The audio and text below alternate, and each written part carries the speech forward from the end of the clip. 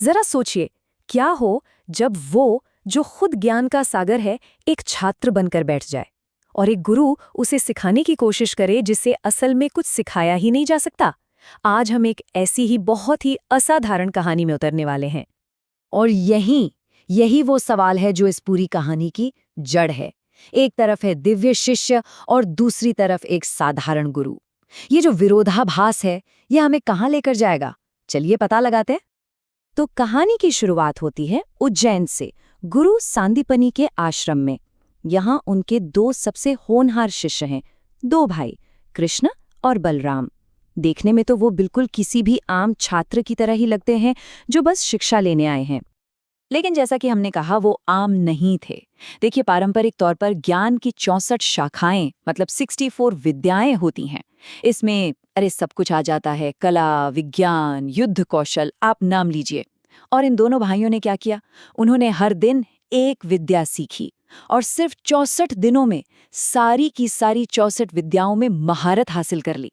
ये एक ऐसा कारनामा था कि उनके गुरु भी देखकर दंग रह गए। अब गुरु सांदीपनी को अपने शिष्यों पर गर्व तो बहुत था, लेकिन अंदर ही अंदर उन्हें यह एहसास भी हो रहा था कि इनमें कुछ तो असाधारण है। ये सिर्फ होशियारी या प्रतिभा की बात नहीं थी, कुछ कुछ दिव्य सा था। और बस इसी रहस्य को जानने के लिए वो उन्हें एक यात्रा पर ले जाने का फैसला करते हैं। और ये यात्रा उन्हें सीधा ले जाती है महामुनि गर्ग के आश्रम।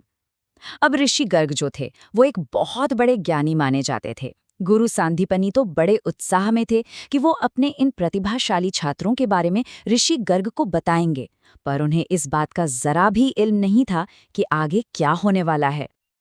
और फिर वो पल आता है जो सब कुछ बदल कर रख देता है। ऋषि गर्ग कृष्ण और बलराम की असली पहचान बताते हैं। बस एक पल के लिए गुरु सांदीपनी के बारे में सोचिए। उस सदमे की कल्पना कीजिए जब उन्हें पता चलता है कि जिससे वो इतने दिनों से पढ़ा रहे थे, वो कोई आम शिष्य नहीं बल्कि खुद ब्रह्मांड के स्वामी हैं। तो सवाल ये उठता है ना, कि आखिर इतने बड़े ज्ञानी गुरु अपने सामने खड़े ईश्वर को पहचान क्यों नहीं पाए? इसका जवाब एक बहुत ही गहरे आध्यात्मिक सिद्धांत में छिपा हुआ है, और वो सिद्धांत है माया का। अब ये माया क्या है? समझिए कि ये एक तरह का दिव्य भ्रम है, एक पर्दा है जिसे ईश्वर अपनी असली पहचान छिपाने के लिए इस्तेमाल करते हैं। और ये इतना पावरफुल होता है कि बड़े से बड़ा ज्ञानी भी इसके पार नहीं देख सकता, जब तक कि ईश्वर खुद न चाहे। तो हुआ ये कि गुरु सांदीपनी को तो बस दो होनहार छात्र दिख रहे थे, लेकिन माया के उस पर्दे के पीछे की सच्चाई क्या थी? वो थे स्वयं परमेश्वर, जो एक दिव्य लीला रच रहे थे। ये हमें दिखाता है कि जो हम देखते हैं और जो असलियत है, उसमें कितना बड़ा अंतर हो सकता है। अब जब ये राज खुल गया, तो कृष्ण ने फिर से अपनी माया का इस्तेमाल किया ताकि गुरु सांदीपनी ये सब कुछ भूल जाएं। और ऐसा क्यों किया? ताकि वो जो गुरु शिष्य का पवित्र रिश्ता था, वो बना रहे। सोचिए, अगर गुरु को हर पल ये याद रहता कि उनका शिष्य तो खुद भगवान है, तो क्या वो कभी एक शिक्षक की तरह अपना फर्ज निभा पाते? नहीं ना। तो अब उनकी शिक्षा पूरी होने का समय आ गया है और आश्रम का माहौल थोड़ा भावुक हो गया है, खासकर कृष्ण के सबसे करीबी दोस्त सुदामा के लिए, जो वहीं आश्रम में एक और छात्र थे। सुदामा का तो जैसे दिल ही टूट गया था। कृष्ण ही तो उनके अकेले दोस्त थे और अब वो भी जा रहे थे। उनके शब्दों में ना अकेलेपन का एक गहरा डर झलकता है, एक ऐसा डर जिसे शायद हम सब कभी ना कभी महसूस करते हैं। लेकिन कृष्ण का जवाब, वो उनकी गहरी दोस्ती और वफादारी को दिखाता है। ये सिर्फ कोई दिलासा नहीं था, बल्कि एक दिव्य वचन था, एक ऐसा वादा जो आने वाले सालों में बहुत बहुत अहम साबित होने वाला था।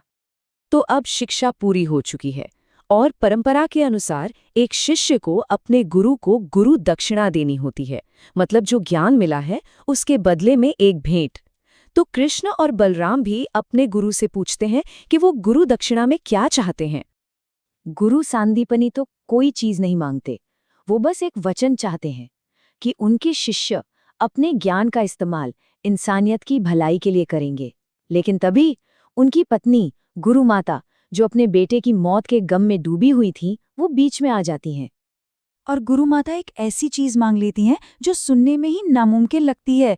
वो कहती हैं, मेरा मरा हुआ बेटा मुझे वापस ला दो, वो बेटा जो सालों पहले समुद्र में डूब गया था। शायद अनजाने में ही सही, वो कृष्ण की शक्तियों को परख रही थीं। अब किसी भी आम इंसान के लिए तो ये काम नामुमकिन था, लेकिन कृष्ण के लिए नहीं। उन्होंने गुरु माता को वचन दे दिया। उन्होंने कसम खाई कि जब तक वो उनके बेटे को वापस नहीं लाएंगे, वो अपने घर नहीं लौटेंगे। और बस यहीं से शुरू होती है वो खोज। वो दोनों भाई समुद्र तट पर पहुंचते हैं और समुद्र देव रत्नाकर को बुलाते हैं। और तब रत्नाकर उन्हें असली कहानी बताते हैं कि वो लड़का डूबा नहीं था, बल्कि एक बहुत ताकतवर असुर पंचजन्य ने उसका अपहरण कर लिया था। और वो असुर समुद्र की गहराइयों में एक छोटे से शंख के अंदर छिपा हुआ है। तो गुरु दक्षिणा चुकाने का ये वादा कृष्ण को सीधा मौत के दरवाजे तक ले आया है। अब ये बात सिर्फ एक बेटे को बचाने की नहीं रह गई है, बल्कि किसी भी कीमत पर अपने वचन को निभाने की है। और यहीं पर एक बहुत बड़ा सवाल खड़ा होता है, क्या दिव्य शक्ति भी मौत को हरा सकती है? क्या भगवान की शक्ति की भी कोई सीमा होती है?